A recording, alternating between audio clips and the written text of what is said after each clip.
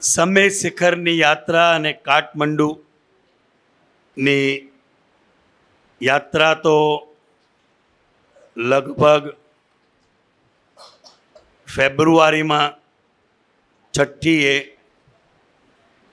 2024 પૂરી થઈ, પણ હજુ એના ભણકારા કેટલા વર્ષો સુધી મહાત્માઓને ગૂંજ્યા કરશે એવી અદ્ભુત યાત્રા સ્વદેશી યાત્રા નો એક અદ્ભુત અનુભવ રુજુતાબેન પટેલ એમણે જાતે લખેલ એમનો પોતાનો અનુભવ લઈને આવી રહ્યા છે. જો કે આ બધા એનો અનુભવ છે જ, બોલે કે ના બોલે, લખે કે ના લખે, પણ મનુષ્ય નિર્મિત નથી આ આયોજન. દૈવી સહકારનું છે આ પ્રમાણ. દાદાજી હાજર સાથે ને સાથે દેવ દેવીઓ જોઈ હરખાય. ભાઈ, આ યાત્રાની શરૂઆત ક્યાંથી થઈ હતી તો કહો પેલા. અમદાવાદ, જ્યાં વાદ નહીં, વિવાદ નહીં, ફક્ત શાદવાદ જ સમજે એવું આપણું આ અમદાવાદ. હવે અમદાવાદથી શરૂઆત થાય પછી કહેવાનું કઈ રહે? તો જાત્રાનો અનુભવ ફરીથી આપણે અહીં બેઠા બેઠા માણીએ, અનુભવીએ. રુજુતાબેનને સાથ આપી રહ્યા છે એમના બેન ડૉક્ટર કૃષ્ણા પટેલ, અને સાથે છે વિધિબેન ઠક્કર. બરાબર વિધિ કરજો એટલે અદ્ભુત કૃષ્ણ ભગવાનના દર્શન થાય અને બધા રુજુતા અનુભવે. મનુષ્ય નિર્મિત નથી આ આયોજન, મનુષ્ય નિર્મિત નથી આયોજન. દેવી સહકારનો છે આ પ્રમાણ, દૈવી સહકારનું છે આ પ્રમાણ. દાદાજી હાજર સાથે ને સાથે, દાદાજી હાજર સાથે ને સાથે. દેવ દેવીઓ જોઈ હરખાય, દેવ દેવીઓ જોઈ હરખાય. મનુષ્ય નિર્મિત નથી આ આયોજન, મનુષ્ય નિર્મિત નથી આ આયોજન. દેવી સહકારનું છે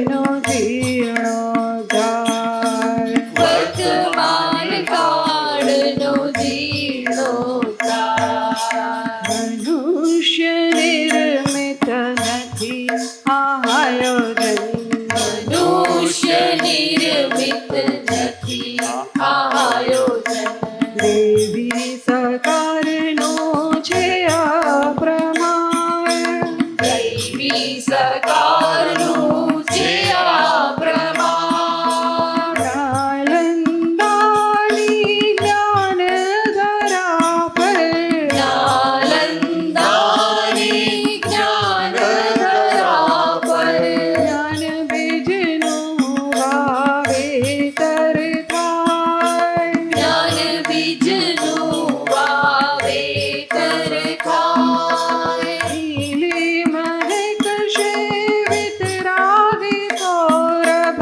લીલી મહેક છે વિતરાગી સૌરભ વિશ્વે આ સ્પંદન ફેલાય વિશ્વે આ સ્પંદન ફેલાય મનુષ્ય નિર્મિત નથી આયોજન મનુષ્ય નિર્મિત નથી આયોજન દેવી સકારનો છે આ પ્રમાણ દૈવી સરકારનું છે આ પ્રમાણ સંગીત ધારી જ્ઞાની મહાત્માઓના સંગીત ધારી જ્ઞાની મહાત્માઓના દર્શનથી મૂર્તિ સજીવન થાય દર્શનથી મૂર્તિ સજીવન થાય મૂર્તિ પણ જાણે બોલી ઉઠે મૂર્તિ પણ જાણે બોલી ઉઠે દ્રષ્ટિથી આજે પુરાયા પ્રાણ દ્રષ્ટિથી આઈ મુરાયા પ્રાણ કોણ કોણા દર્શન કરે કોણ કોણા દર્શન કરે જોઈને એવો પ્રશ્ન તો થાય જોઈને એવો પ્રશ્ન તો થાય મનુષ્ય નિર્મિત નથી આયોજન મનુષ્ય નિર્મિત નથી આયોજન દેવી સકારનો છે આ પ્રમાણ દૈવી સરકારનું છે આ પ્રમાણ મંદિરે મંદિરે વિધિઓ થાય મંદિરે મંદિરે વિધિઓ થાય સતનું સ્થાપન કરતા જાય સતનું સ્થાપન કરતા જાય દ્રવ્ય ક્ષેત્ર કાળને ભાવ જ બોલશે દ્રવ્ય ચિત્ર કાળને ભાવ જ બોલશે મૂર્તિમાં મૂર્ત દેખાય મૂર્તિમાં મૂર્ત દેખાય મનુષ્ય નિર્મિત નથી આયોજન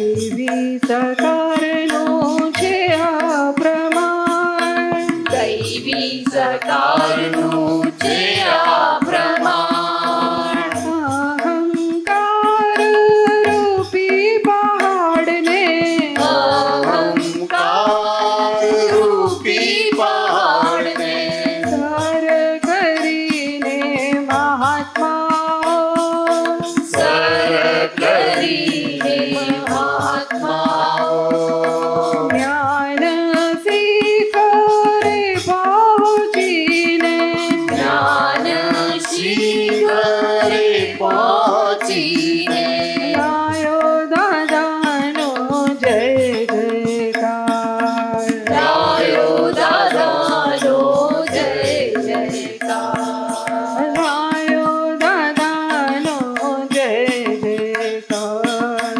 ગાયો દાદાનો જય જયકાર મનુષ્ય નિર્મિત નથી આયોજન મનુષ્ય નિર્મિત નથી આયોજન દેવી સકારનું છે આ પ્રમાણ દૈવી સકારનું છે આ પ્રમાણ પોતે થયો જ્યાં જનારાવનાર પોતે થયો જ્યાં જનારામાં રાજ સુધી છે ભવ ભટકણ ત્યાં સુધી છે ભવ ભટકણ વિહારીને જોનારો નિર્વિહાર બિહારીને જોનારો હું નિર્વિહાર નિર્વાણ તરફનું કલ્યાણી પ્રયોજન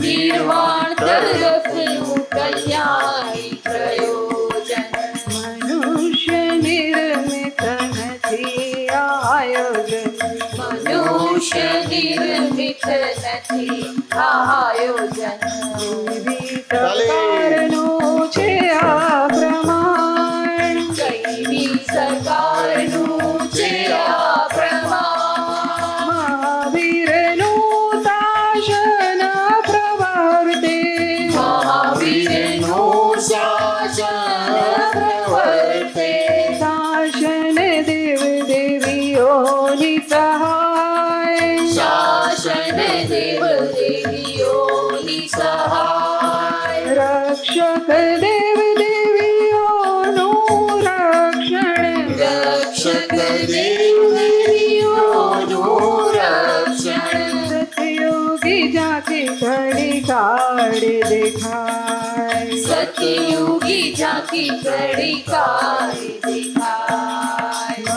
મનુષ્ય નિર્મિત નથી આયોજન મનુષ્ય નિર્મિત નથી આયોજન મનુષ્ય નિર્મિત નથી આયોજન મનુષ્ય નિર્મિત નથી આયોજન દેવી સકારનું છે આ પ્રમાણ દૈવી સકારનું છે આ પ્રમાણ દાદાજી હાજર સાથે ને સાથે દાદાજી હાજર સાથે ને સાથે દેવ દેવીઓ જોઈ હરખાય દેવ દેવીઓ જોઈ હરખા મનુષ્ય નિર્મિત નથી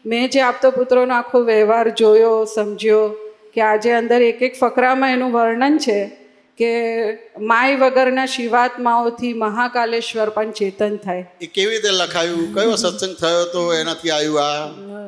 એટલે એ આપણે કાશી વિશ્વનાથ ત્રણેય જગ્યાએ ઉજ્જૈન, વારાણસી, નેપાલ બંનેમાં શિવ ભગવાનનો જ છે. બરાબર છે. તો એ તો એક પ્રતિક રૂપે છે, સારું છે, પણ આપણે માય ભાગ દાદાએ ના રહ્યો હવે જ્ઞાન લીધું તો એટલે આપણે ખરા અર્થમાં શિવાત્મા થયા.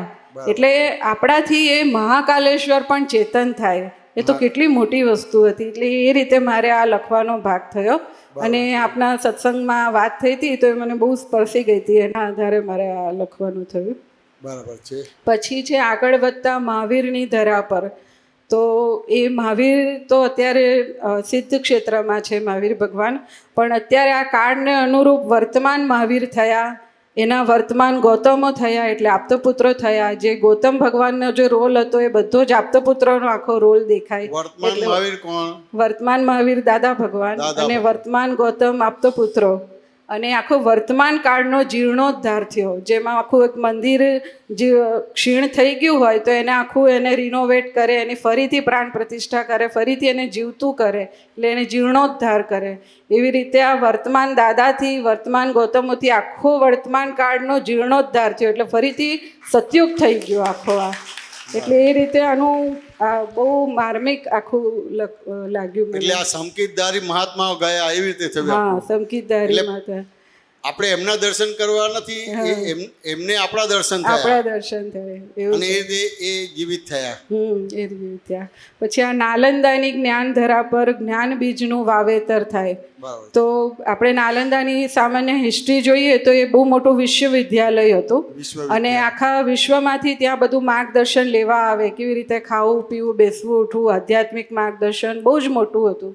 હવે એ જે હેતુથી બન્યું હતું અને પછી કંઈક ખિલજી દ્વારા એને બાળી નાખવામાં આવ્યું, તો એ એટલું મોટી યુનિવર્સિટી હતી કે એને બળતા લગભગ 6 મહિના કેવું થયું એવું મારે કદાચ વાંચવામાં આવ્યું છે.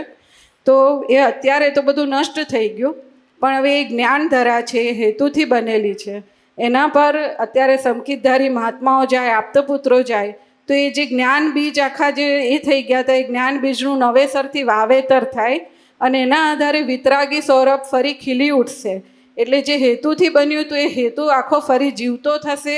જે હેતુથી નાલંદા યુનિવર્સિટી હતી એ હેતુથી આખું ફરીથી પ્રચાર પ્રસાર થશે.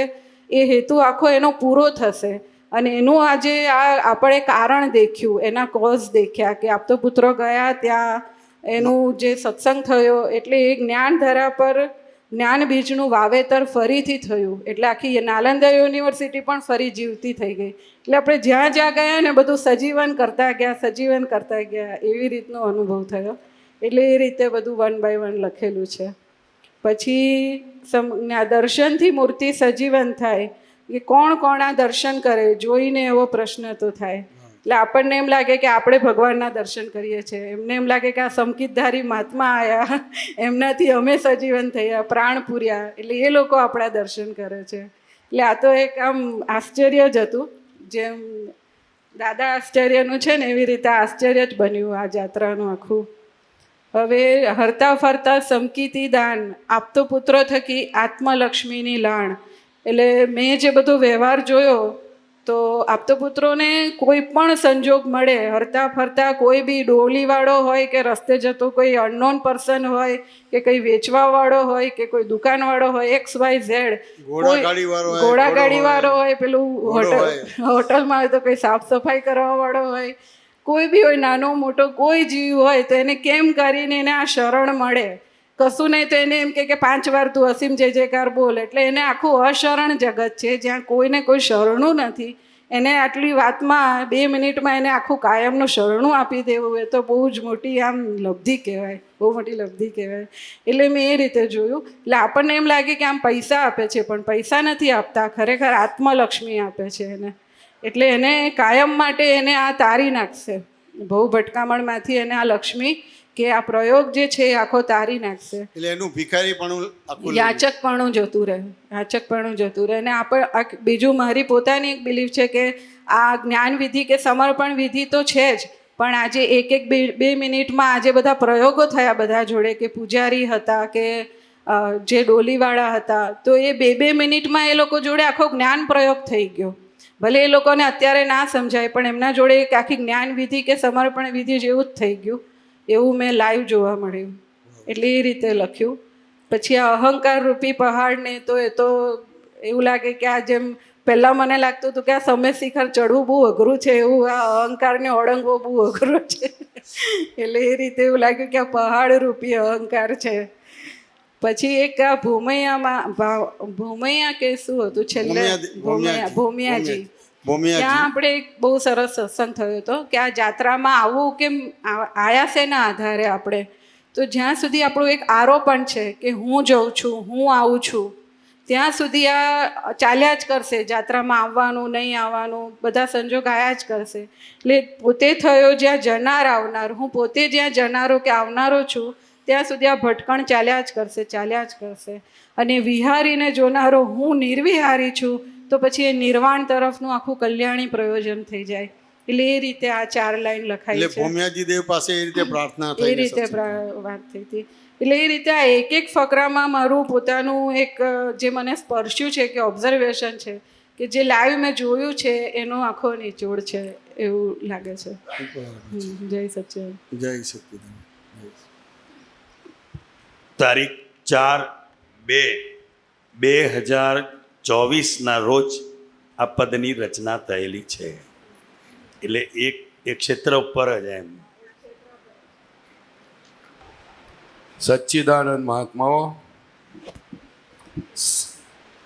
પરિઘ, સર્કલનું પરિઘ મોટું છે,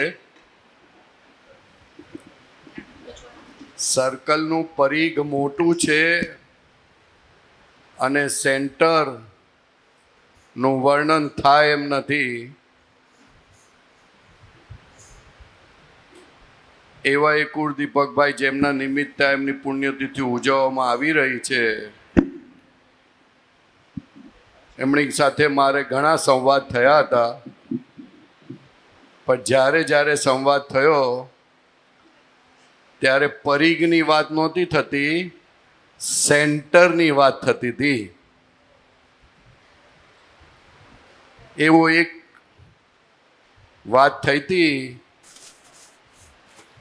એમાં સંયમ એ પુરુષાર્થ કરીને થાય છે. સંયમ શરૂઆતમાં સંયમ ક્ષેત્રથી, સંઘથી ઊભો થાય છે અને પછી એ સંયમ ઇન્ડિપેન્ડન્ટ બને છે, પુરુષાર્થથી થાય છે.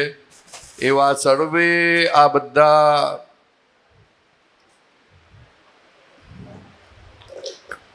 મહાત્માઓ, બાળ કલાકારો અદ્ભુત એમનો અનુભવ કયો, જણાવ્યો, ગાયો.